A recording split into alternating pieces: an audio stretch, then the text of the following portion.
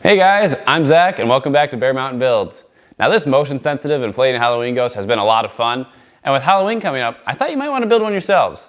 Now this is a relatively simple project built around an electric leaf blower, an outdoor security light, and some white nylon fabric. Let's get going. And it really works.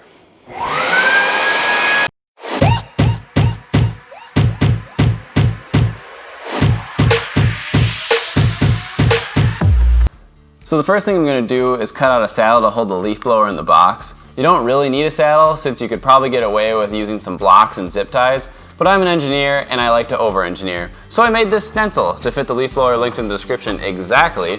Also, I've included the stencil in my plans for this build.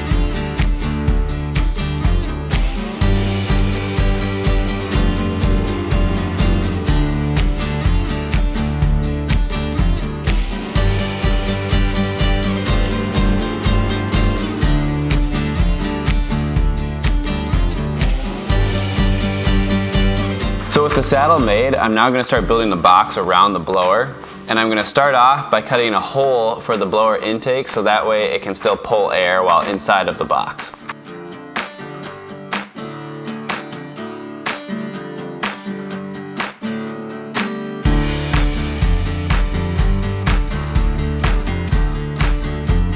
All the sides are made from an 8-foot 1x10 board, and with a couple cuts, they're done. And I've got all the dimensions included in my plans. So I have all the sides cut out now, but I still need to find a spot for the motion sensor to stick out. So I'm going to be putting it on the front side of the box where the back side was the intake, and I have another stencil for it, so I can just put it right back on there and cut it out.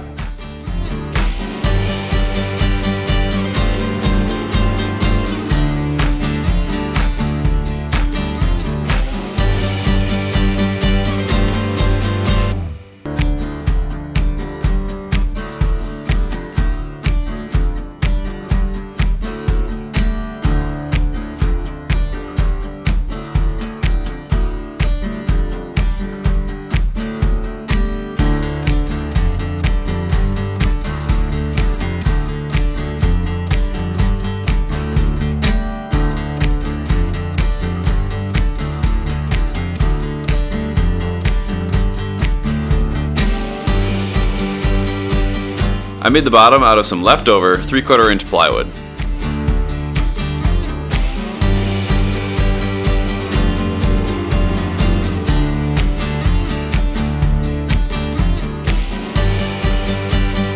With a couple of 1/2 inch slices of 2x4, I made a drop-in slot to allow for easy removal of the blower saddle, in case I might actually need to blow some leaves.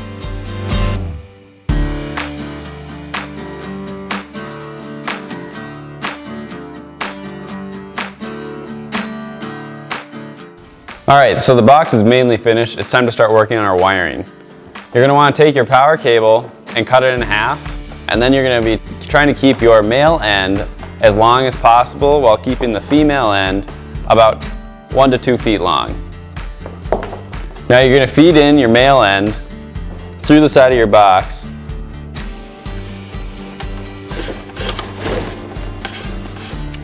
That way we have power on the inside of our box.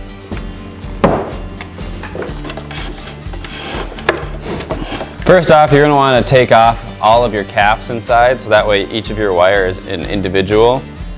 This is your negative for your light. This is your positive for your light. This is your negative for your sensor. This is your positive for your sensor. And this is the wire that will go hot once the sensor is triggered. From here, we're going to want to wire this so that when the sensor goes off, which means that the red wire will go positive, we'll want both our blower and our light to turn on. Feed our male and female end of our cables in through our light.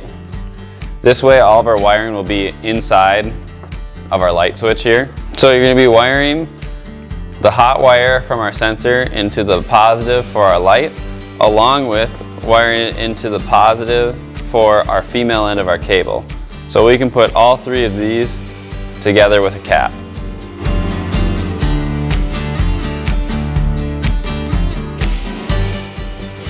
Now all of our white wires we have here are our negatives, and these are basically our ground, so we're going to just wire these all together too on all four.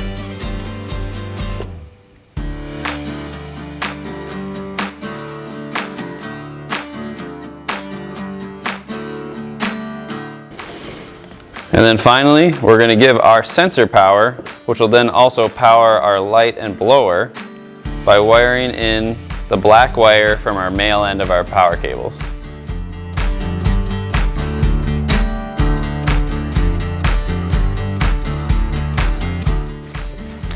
With that, our wiring's complete. Also, I'll have a wiring diagram on my plan, so it'll be much easier and laid out to see. To keep the power cords from pulling out, I added a couple of tight zip ties. There will be little to no stress, so this should do the job.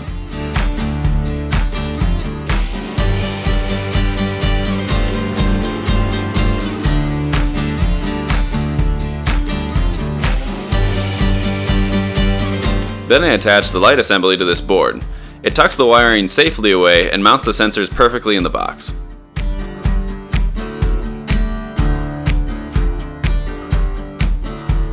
I thought about using a U-bolt to secure the blower, but the saddle and a couple of drilled holes with zip ties works really well.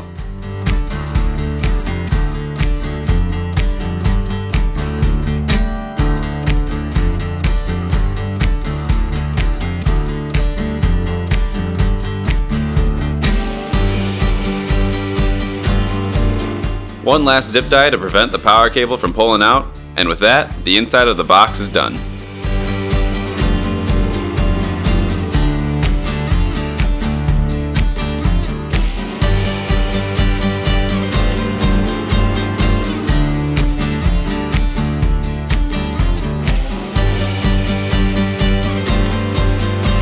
The lid is divided in half with a couple of notches for the extended pieces.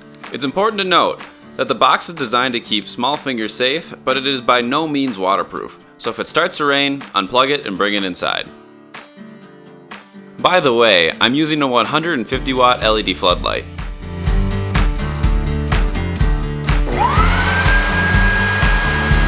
It works!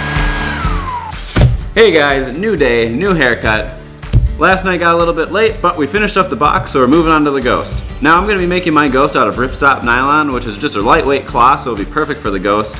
Now, here's a mini version of my pattern of the Ghost, which I've printed out and laid out on my table. That way I can just trace it really easily onto my cloth, and then we can just get it sewed up. Let's get going.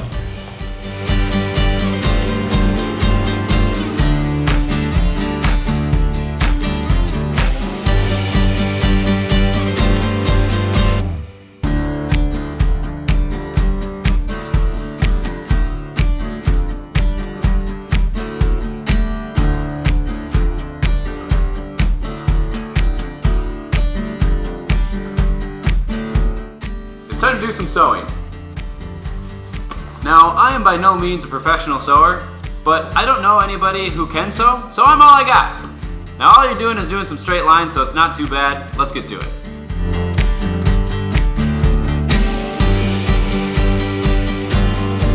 Okay, sewing is harder than it looks, but through the magic of editing, I managed to make it look like I know what I'm doing.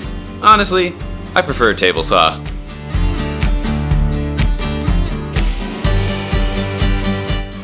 Alright, the Ghost is all sewn together. Now when the Ghost deflates, it can actually flop in front of the intake, which is no bueno. So what I'm going to do is I'm going to add some structure, and I'm doing this with this 6-foot rod, and then a series of grommets up the back of the Ghost.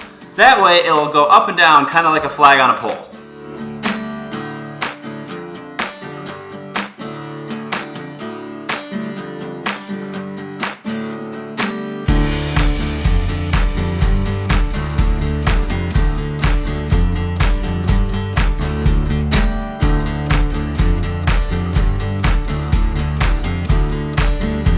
Important note, make sure to run the grommet straight up the back, or else the Ghost will twist as it deflates.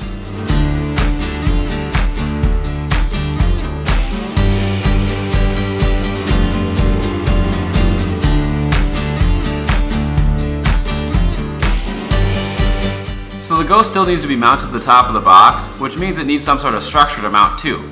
So what I did is I added a hem to the bottom of my Ghost, cut open the hem slightly. That way I can run this copper wire through it, and then I'll use P-tabs to mount this to the top of the box.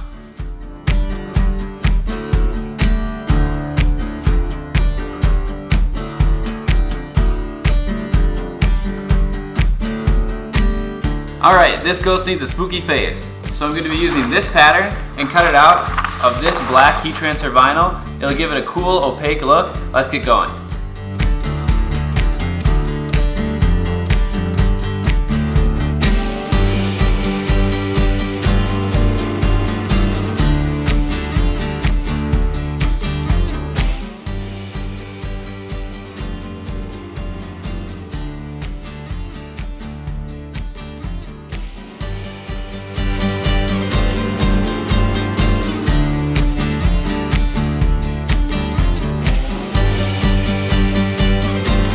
The instructions for the vinyl are to apply 300 degrees of heat and 10 pounds of pressure for 30 seconds. I took my time using the wool setting on my iron and it turned out just fine.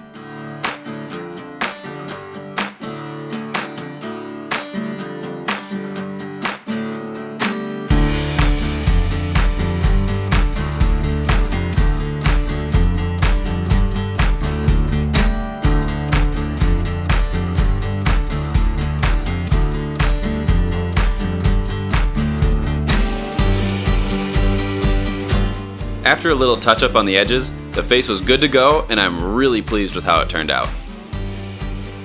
The ghost looks good, let's mount it to the box. Alright, so now I need to attach the rod to the back of the box. So I took a 2x4 and cut it in half. This one has a hole that's halfway through and this one has a hole that's all the way through. This will be the base and this will be the upper part.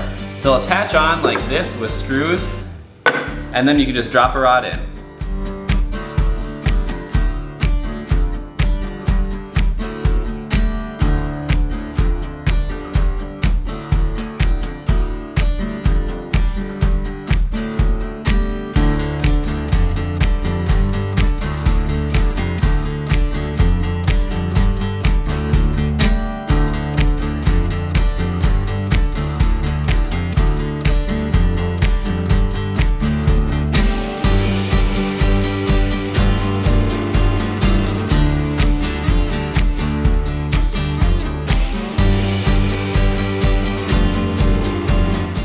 Alright, so I made this tombstone that's going to mount to the front of my box and cover the ghost, but I've managed to lose all of my footage for how I made it, so I'm going to tell you how I did it instead. I used 3/8 inch plywood, which I cut a whole piece, and then I cut a border, which I then glued on, and then I used some wooden letters that I bought and glued those onto the front. I then painted it with this Krylon stone texture paint. It really does make it look like stone. I think it looks really good, but I'm going to make it more spooky later. Now, I'm going to be mounting it onto the front of the box like this using these 2x4s that I screwed on, and then I'm going to screw it in from the back. That way it doesn't mar my finish. Let's get going.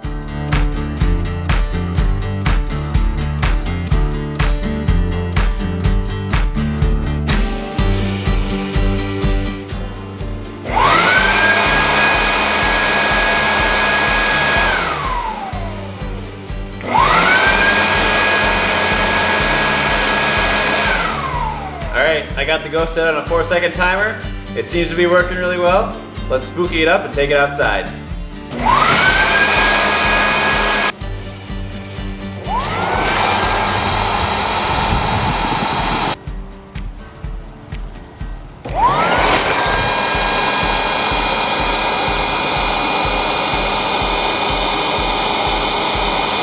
I hope you guys like the motion sensitive inflating Halloween ghost. It really is a lot of fun and great for scaring trick-or-treaters. Now I have plans including all my specs and stencils linked down below in the description. And if you found this video entertaining, hit the like button for me. Also, leave a comment. I'm still new to YouTube and I really want to hear your thoughts and everything. Finally, remember to subscribe because I've got a lot more projects coming. Thanks for watching and I'll see you next time.